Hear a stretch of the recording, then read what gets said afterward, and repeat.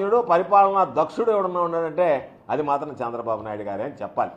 ఎందుకంటే అసలు పథకమే లేదు, దాని ఊసే లేదు. కానీ దాని శకటం మాత్రం ఈరోజు తల్లికి వందనం శకటాన్ని మాత్రం ప్రదర్శించాడు. రైతులకు 20,000 అన్నాడు. మేమనేది ఆ రైతులకు 20,000 ఈ అమ్మఒడి అనేటువంటి కార్యక్రమం నువ్వు చెప్పిన తల్లికి వందనం పేరు మారినా ఇవి గతంలో జగన్మోహన్ రెడ్డి గారి ప్రభుత్వంలో ఇచ్చినాయి. ఏదో సామెత ఉంది, కొండనాలికి ముందేస్తే ఉండనాలికి ఊడిపోయిందని. ఈరోజు తమరి హయాంలో జరిగినటువంటిది ఏంటంటే ఇచ్చేటువంటి కార్యక్రమాలు ఆగిపోయాయి.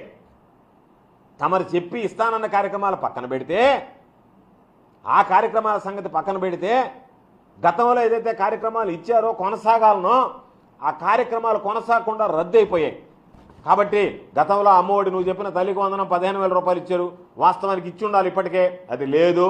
రైతులకు సంబంధించినటువంటి ఖరీఫ్ సీజన్ స్టార్ట్ అయిపోయింది, స్టార్టింగ్కి ముందే ఇవ్వాలి, అది లేదు.